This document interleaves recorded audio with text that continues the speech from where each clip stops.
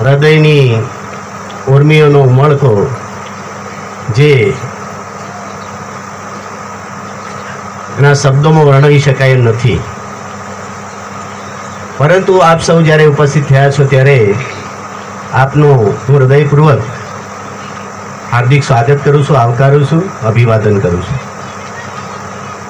અહીંયા આ સ્ટેજ પર હું જ્યારે કોલેજ કરતો હતો 82, 83 અને 83, 84 મેં કોલેજ કરી.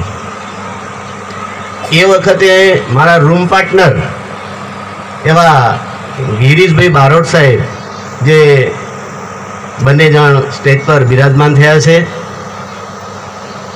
આમ ગણો તો એસએસસી પછી જ્યારે પીટીસી થયા પછી શિક્ષક એ નક્કી જ હોય છે. પણ ઘર છોડ્યું અને અમદાવાદમાં ગયા પછી જે અનુભવ થયા એ અનુભવ જીવનમાં ઘણા બધા કામ લાગ્યા છે. કેમ કે મારા પિતાજી એ વખતે એસટીમાં કંડક્ટર તરીકે ફતેપુરા અમદાવાદ ફરતા હતા. એટલે મને અમદાવાદમાં કંઈક ભણવા મળે તો સારું એવી ઈચ્છા હતી. તો જે મારી ઈચ્છા છે એ મારા પિતાશ્રીએ પહેલાં તો પૂર્ણ કરી, ભાઈ તારે અમદાવાદ જવું છે, ભણવું છે તો સારું તને ત્યાં પીટીસી મૂકી દે. એટલે આ મારી જે પસંદગી હતી અમદાવાદની એ થઈ.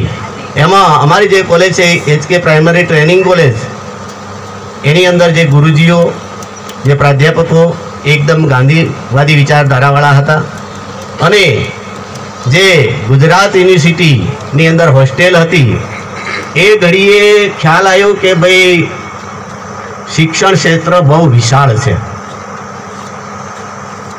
ધોરણ 10 પછી પીટીસી અને શિક્ષક બનવું એના કરતાં ઘણા બધા ક્ષેત્રો છે. કેમ કે અમારી જે હોસ્ટેલ હતી એ હોસ્ટેલની સામે જ MG સાયન્સ કોલેજની હોસ્ટેલ હતી, જોડે જ ફાર્મસી કોલેજની હોસ્ટેલ હતી, આર્કિટેક્ટવાળા અલગ અલગ ફેકલ્ટીવાળા વિદ્યાર્થીઓ અભ્યાસ કરી રહેલા હતા. એટલે અમને એમ થયું કે આ 10મા પછી પીટીસી કરીને શિક્ષક થવું એના કરતાં ઘણું બધું ભણી શકાય છે ને ઘણું બધું આગળ વધી શકાય છે. ત્યારે ખરેખર મારી 15 વર્ષની ઉંમરે હું પીટીસીમાં ગયેલો અને 17 વર્ષે પીટીસી 1984 એપ્રિલની અંદર હું પાસ થઈ ગયો. ત્યાર પછી હવે 17 વર્ષે તો નોકરી મળે નહીં, 18 વર્ષ ઉપર થાય તો જ નોકરી મળે. એટલે 11-12 મેં JH મહેતા હાઈસ્કૂલ સંતરામપુર ખાતે 11-12 કર્યું. કેમ કે મારી ઈચ્છા આગળ ભણવાની હતી અને કંઈક આપણે આગળ ભણીને કંઈક મેળવી શકીએ એવી ખૂબ ઈચ્છા હતી. એટલે 11-12 કર્યું.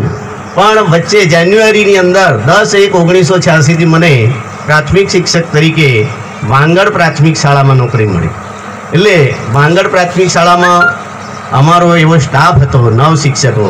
એમાંથી સવારમાં એક શિક્ષક ભાઈશ્રી આવીને જતા રહ્યા, એમને ટાઈમ ન હોવાથી. પણ બીજા એક સાહેબ, બીજી બામણીઓ સાહેબ સ્ટેજ પર ઉપસ્થિત છે. અને એવા અમને આચાર્યશ્રી મળ્યા માનસિંહભાઈ પારગી, કે જેઓ હાલ હાજર નથી, એ સ્વર્ગસ્થ છે. પણ એમને અમને ખૂબ પ્રોત્સાહિત કર્યા કે તમે બધા યુવાન છો, શિક્ષક છો, બધા જ ભણો. તો અમારા સ્ટાફમાંથી લગભગ બધા જ શિક્ષકો ગ્રેજ્યુએટ, પોસ્ટ ગ્રેજ્યુએટ અને અલગ અલગ સબ્જેક્ટ સાથે, કોઈ ઇંગ્લિશ સાથે, કોઈ ઇકોનોમિક્સ સાથે, કોઈ ગુજરાતી સાથે, કોઈ હિસ્ટ્રી સાથે, આ તમામ સ્ટાફ એમની રાહબરી નીચે અમે ભણ્યા.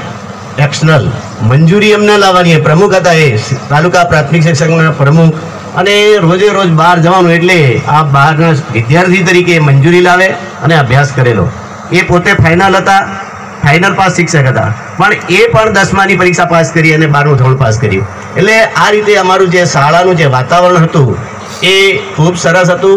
મેં વાંગડ પણ 20 વર્ષ નોકરી કરી અને ત્યાં CRC કોઓર્ડિનેટર તરીકે 1997થી 2005 સુધી CRC કોઓર્ડિનેટર તરીકે, અહીંયા પણ સિમલિયામાં પણ 1.5 વર્ષ CRC કોઓર્ડિનેટર તરીકે.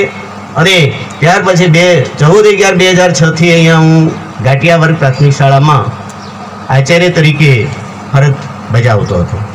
અહીંયા આ શાળાની અંદર પણ સારો સ્ટાફ મળ્યો. આજે પણ તમે જોઈ શકો કે અમારો સ્ટાફ 7 જણનો સ્ટાફ છે, તંદુરસ્ત સ્ટાફ છે.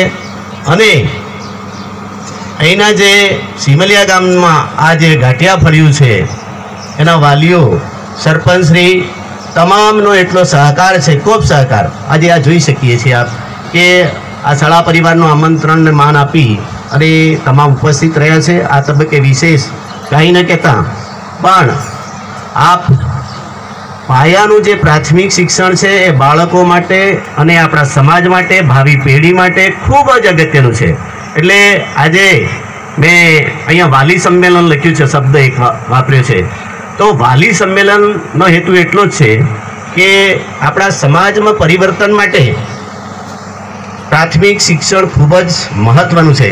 એટલે દરેક વાલીઓને વિનંતી છે કે બાળક જ્યારે પહેલા ધોરણમાં દાખલ તરીકે અથવા તો બાલવાટિકામાં દાખલ કરીએ ત્યારે પહેલેથી જ આપણે કાળજી રાખીએ અને અભ્યાસ પૂર્ણ ન થાય ત્યાં સુધી આપણે એની ખૂબ કાળજી રાખીએ તો આપણે તંદુરસ્ત નાગરિકો અને આપણું જે ધ્યેય હોય, જે હેતુ હોય એ આપણે પૂર્ણ કરી શકીએ છીએ. એટલે આ તબક્કે વિશેષ કંઈ નહીં કહેતા શિક્ષક મિત્રો પણ વિશાળ સંખ્યામાં ઉપસ્થિત છે ત્યારે આપણે આપણી જે શાળામાં આપણે ખૂબ નિષ્ઠાથી આપણી ફરજ બજાવીએ અને આપણા સમાજમાં આપણા જે બાળકો છે આદિવાસી વિસ્તાર છે અને એ આદિવાસી વિસ્તારની અંદર અહીંયા લગભગ મોટાભાગના આપણા સંતરામપુર તાલુકાના શિક્ષક મિત્રો છે ત્યારે આપને સૌને વિનંતી કરીએ કે આપ સૌ નિષ્ઠાથી ફરજ બજાવો અને આ વિસ્તારને આગળ વધારવા માટે શુભકામના પાઠવી વિરમું છું. જય હિન્દ, જય ભારત.